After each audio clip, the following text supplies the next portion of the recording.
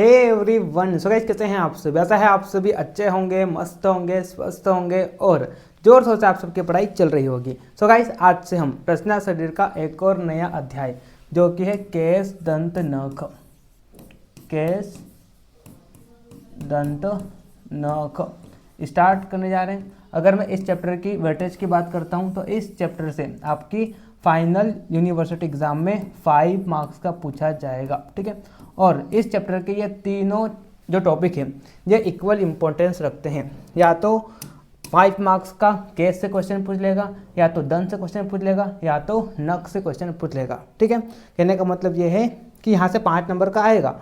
और ये जो 3 टॉपिक है ये तीनों टॉपिक क्या है, इक्वल इंपॉर्टेंस रखते हैं एग्जाम पॉइंट ऑफ व्यू से। इसलिए हम क्या करेंगे, डिटेल में सबसे पहले केस को पढ़ेंगे, उसके बाद दंत को, और उसके बाद हम क्या करेंगे, नख को पढ़ेंगे।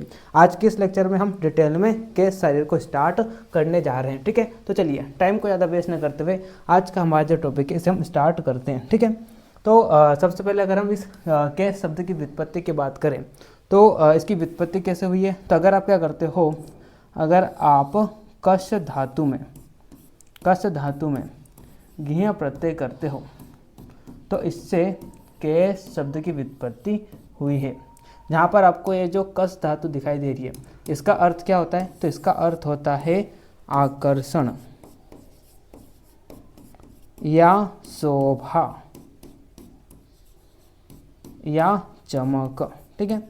तो इस प्रकार से अगर हम केस की बात करें तो केस का अर्थ क्या होता है, तो जो सिर पर उत्पन्न होते हैं और जो शरीर की शोभा बढ़ाते हैं उन्हें हम क्या कहते हैं, उन्हें हम केस कहते हैं, ठीक है। तो इस प्रकार से केस क्या है, केस सौंदर्य के प्रतीक है। क्या है, सौंदर्य के प्रतीक है। आप अपने आप को इमेजिन कर लो विथ केस और विदाउट केस, है ना, तो आपको फर्क पता चलेगा, है ना। चाहे इंसान कितना भी खूबसूरत क्यों ना हो, कितना गोरा क्यों ना हो, उसकी स्किन कितनी भी सॉफ्ट क्यों ना हो, लेकिन अगर उसके सिर पर बाल नहीं होंगे तो वह व्यक्ति क्या दिखेगा, बदसूरत दिखेगा, ठीक है। तो इस प्रकार से केस जो होते हैं ये क्या करते हैं, शरीर की शोभा बढ़ाते हैं, है ना। ये क्या है, सौंदर्य का प्रतीक है। इसीलिए इसकी व्युत्पत्ति किससे हुई है, कश धातु से हुई है, जिसका अर्थ ही क्या होता है, आकर्षण, शोभा या चमक, ठीक है। तो चूंकि ये बाल क्या करते हैं, शरीर की सुंदरता को बढ़ाते हैं, शरीर की शोभा को बढ़ाते हैं, इसीलिए इसकी व्युत्पत्ति किससे हुई है, कश धातु से हुई है, ठीक है। तो इस कश धातु में घिया प्रत्यय करने पर यह केस शब्द बना है, ठीक है।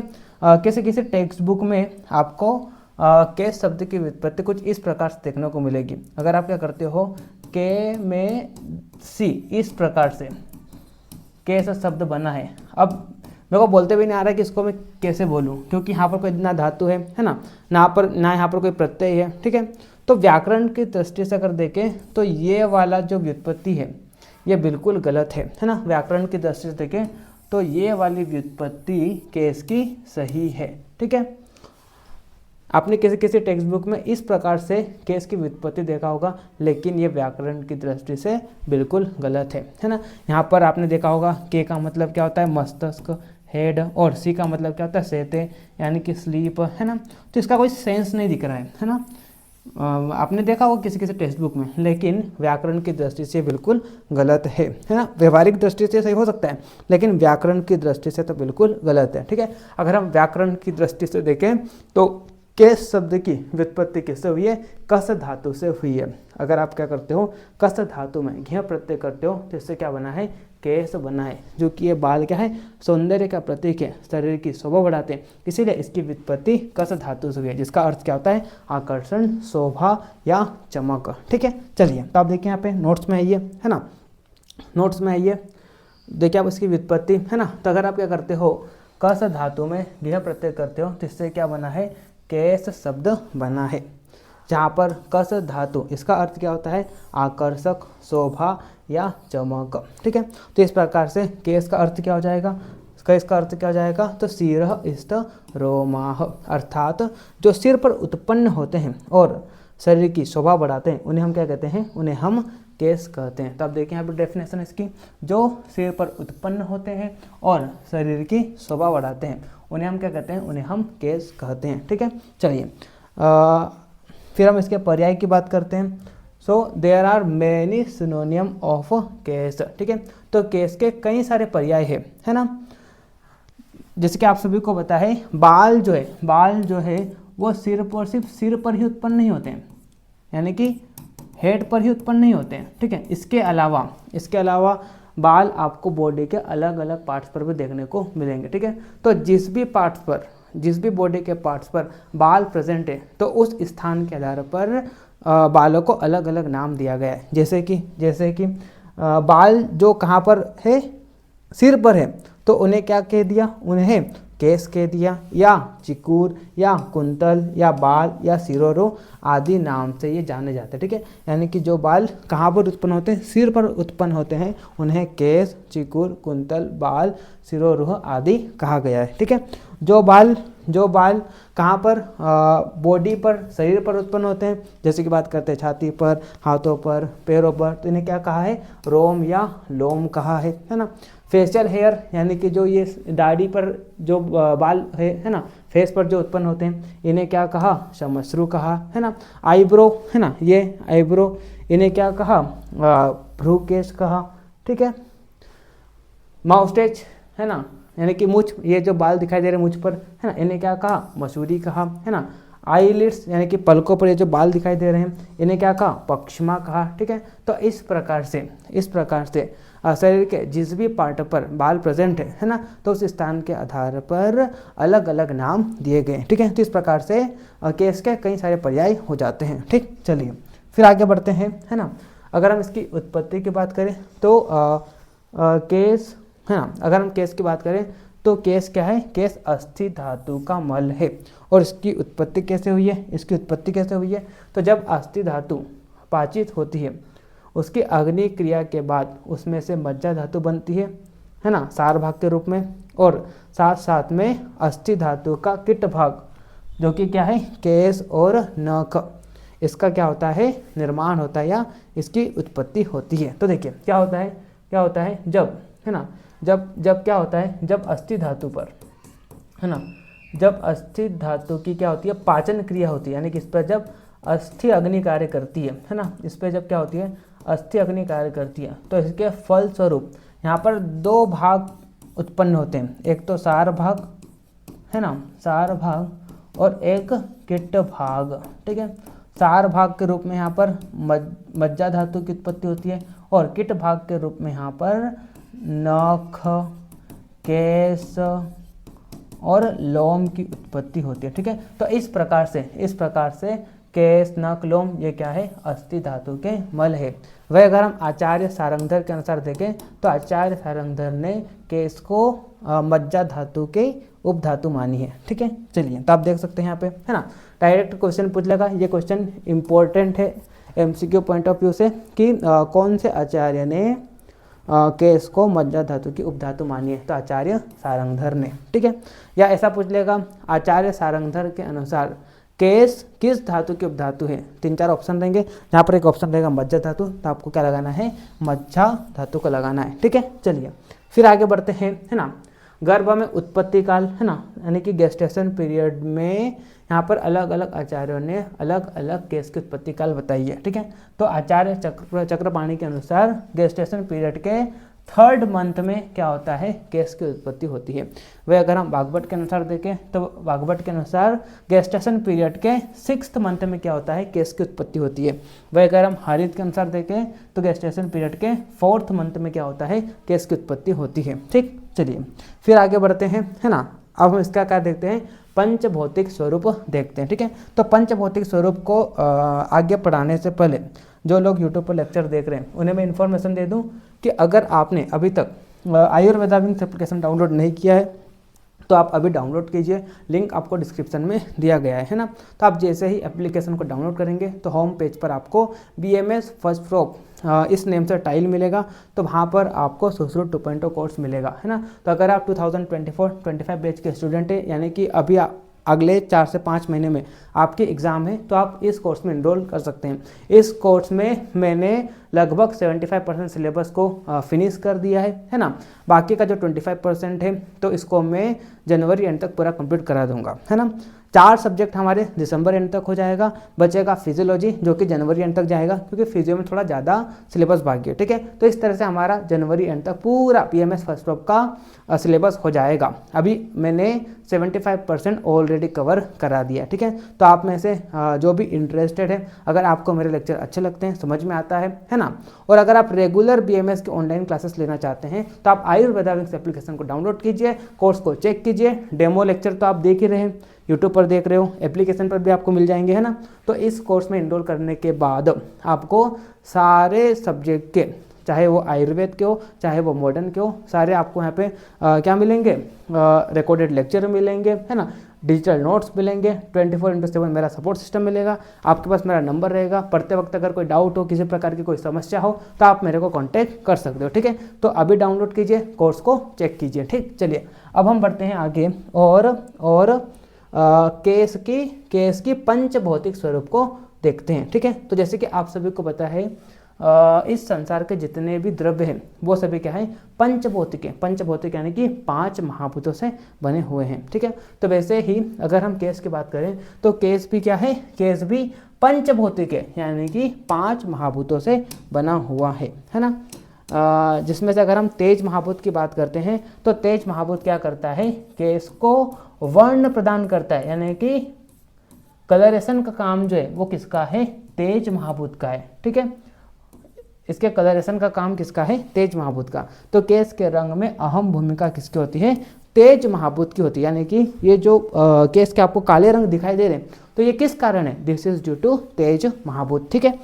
वही अगर हम पृथ्वी महाभूत की बात करें, है ना, तो पृथ्वी महाभूत क्या करता है, केस की ठोस संरचना और स्थिरता के लिए उत्तरदायी है, ठीक है।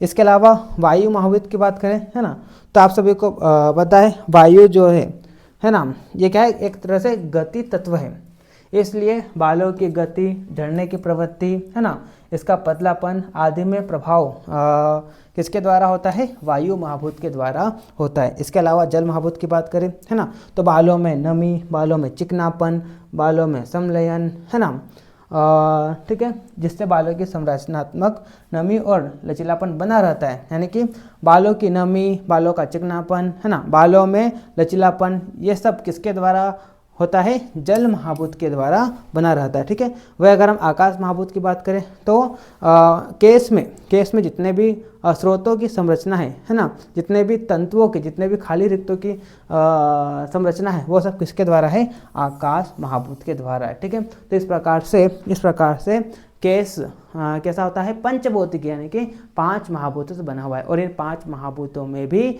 सबसे प्रधान जो महाभूत है केस में वो क्या है, पृथ्वी महाभूत है। यानी कि केस एक प्रकार से क्या है, पार्थिव द्रव्य है, ठीक है।